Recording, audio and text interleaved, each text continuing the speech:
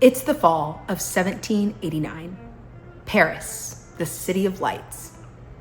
A city once illuminated by rows of candlelit streets, where warm light flickered against the stone buildings and spilled into the night like something soft and civilized.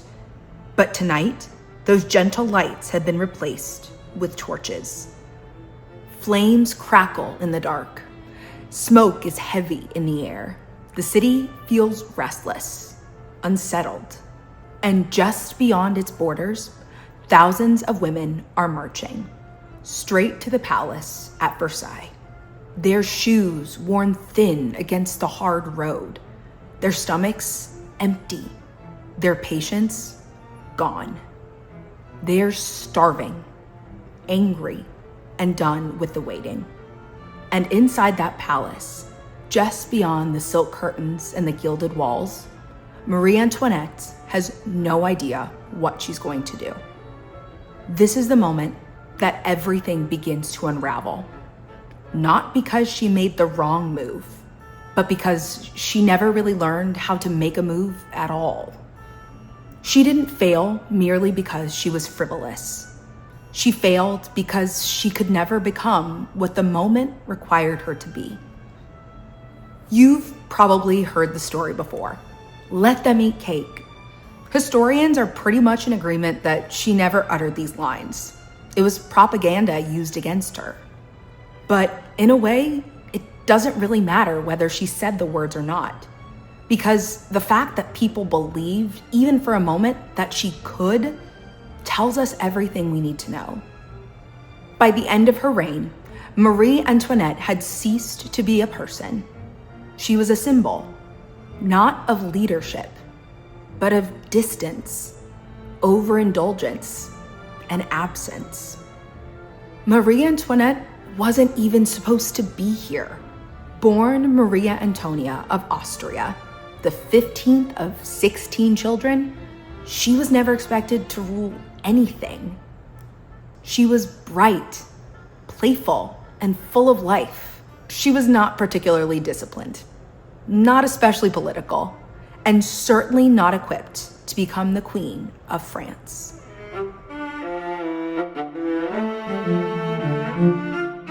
Hey guys, it's Gata and welcome to my channel. This is my corner of the internet where we like to dive deeper into the psychological patterns, archetypes, and feminine energy principles that help show how women move through the world and how we can use those insights to create a life we truly love. If that sounds like something you'd be interested in exploring further, I encourage you to subscribe and hang out for a little bit. I'd love to have you. At just 14 years old, our young Austrian princess was sent off to marry the future French king. And from the moment she stepped onto French borders, everything about her life changed. Her name, her language, her identity, and the very way she had to move through the world. Before she was ever crowned queen, Marie Antoinette herself had to disappear. And when you remove someone from who they are at such an early stage of their lives, they can't become powerful. Instead, they become untethered. Marie did what many people do when they feel out of place. She distracted herself with fashion, with parties, with beauty, and with pleasure. Not out of cruelty, but out of escape. Because it's easy to paint her choices as shallow and superficial. But she was a teenager, placed in the center of one of the most powerful courts of Europe, expected to perform, to produce an heir, to represent the nation, before she'd ever been given the opportunity to figure out who she really was. And when the pressures of court became too much, Marie Antoinette created a little world that she could control. Le Petit Trianon, a carefully crafted village of simplicity. Rolling greenery, soft linen dresses, fresh air untouched by court politics. Here, just outside the walls of Versailles, Marie Antoinette could breathe. She could laugh freely, move freely, be something closer to herself. She wandered through the gardens, gathered flowers in her hands, tended to the animals with a quiet kind of delight. For a moment, she wasn't the Queen of France. She was just a young woman playing at a simpler life. And in another world, that would have been harmless. But while she was playing peasants, her subjects were living it. Not as an aesthetic, not as an escape, but for survival. Because as she was reaching for more softness, France was hardening. While she retreated inward, the world around her was collapsing. She wasn't ruling a country. She was avoiding one. France was on the brink of collapse. Food was scarce, tensions were rising, and the monarchy itself was weakening. In moments like this, people don't just want a figurehead. They want presence, clarity, direction. They want to feel held and supported. But Marie Antoinette just wouldn't step forward. And when a leader doesn't define a moment, the moment defines them. Because Marie Antoinette didn't lack charm. She lacked gravity. And a queen without gravity is just a decoration. Marie lived heavily in her maiden energy.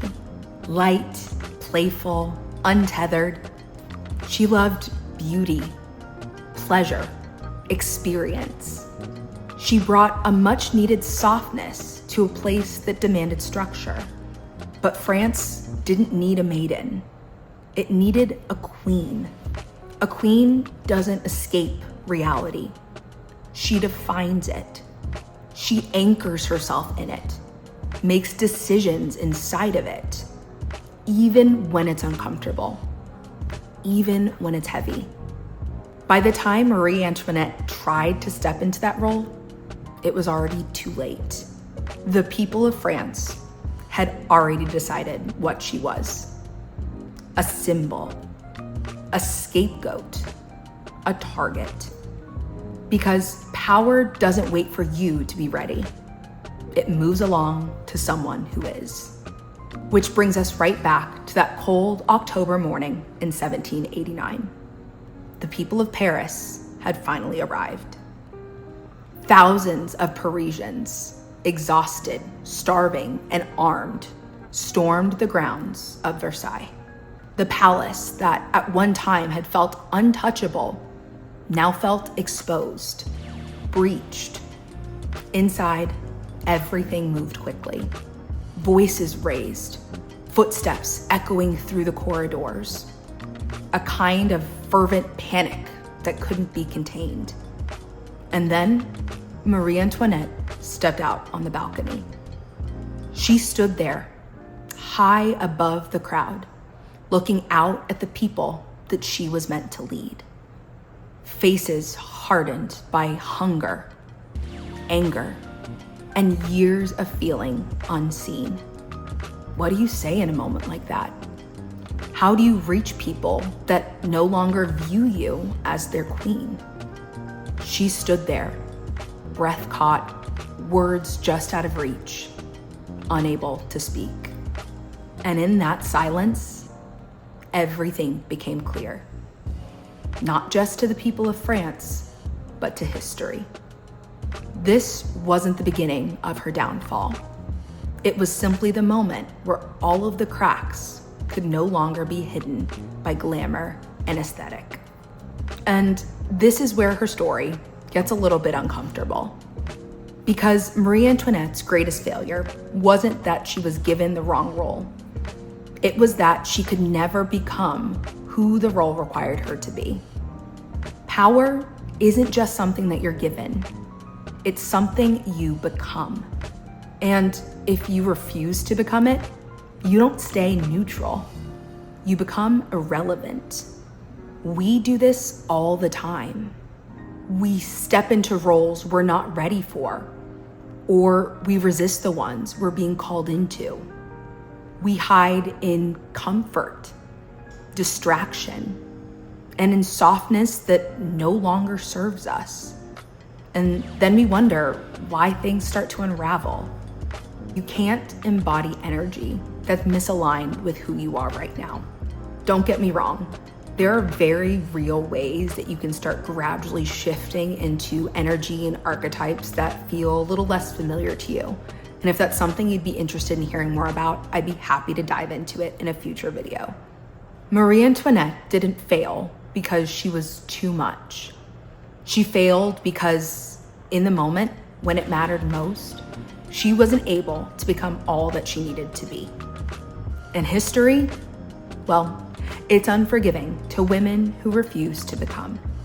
The big takeaway from the life and times of Marie Antoinette is that you can't fully embody energy that's misaligned with who you are.